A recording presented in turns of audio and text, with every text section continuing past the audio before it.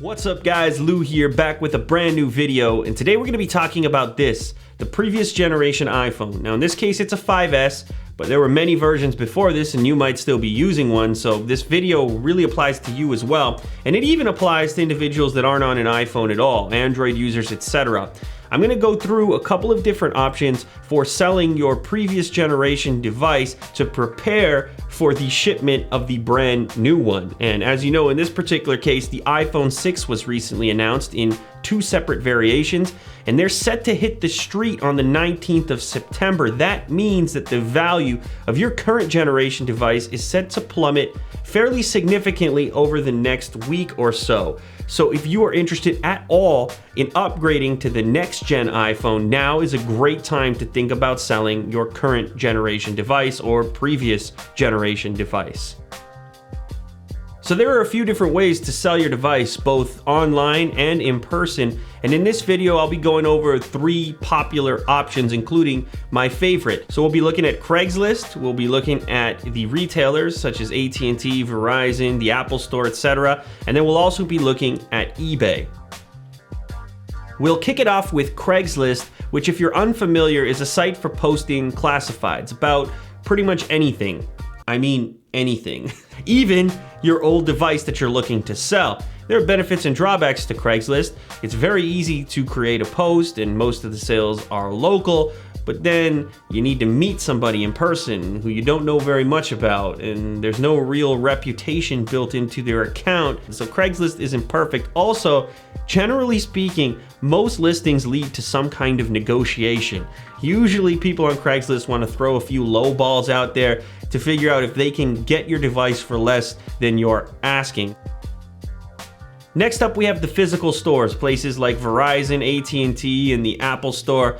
Generally speaking, they'll give you a little bit of value for your previous generation device, but it's usually not very much money because they realize they've already got you in the store, you already want the next generation device, so they'll just, throw you a few bucks. The drawback here is the fact that you're not gonna get very much money. I suppose it could be convenient for some to go to a physical location. Last up, we've got my personal favorite, the OG of online sales. I am, of course, speaking of eBay. I've been using eBay for as long as I've been using the internet. At least it feels that way.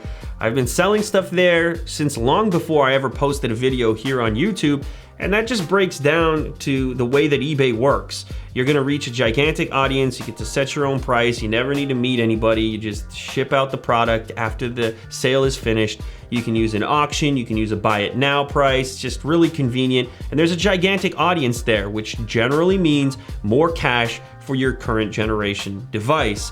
In fact, you could be looking at $200 more based on some of the numbers that I've seen on eBay compared to places like Verizon, AT&T, and of course the Apple Store. Up to $400 in fact for your previous generation device, which is gonna make the upgrade cost of that new iPhone 6 or other device that much easier to swallow, because we all know staying upgraded is a fairly expensive thing to do, so getting some value back for your current generation device makes it all that much easier. eBay is even offering up a $100 coupon in conjunction with the launch of the next generation iPhone, so if you list your old device and for some crazy reason it doesn't sell, they'll give you a $100 coupon. You can head over to the link in the description. It's ebayforthewin.com, and all the details are over there, so you've got a little bit of extra security as well. So the pros when it comes to selling something on eBay are pretty obvious. You don't need to meet some creepy person through Craigslist. You don't need to go to Verizon, AT&T, or the Apple Store and get lowballed, then get angry, start an argument. Well, then a video will end up on YouTube of you in that argument. All right, guys, that wraps up this video. Thanks as always for watching. I hope that you found it useful. If you did, make sure to leave a thumbs up down below. All of the details and things that I talked about are gonna be in the description of this video, so be sure to check it out. That wraps this up. I already said that. I'll catch you guys on the next episode. Later.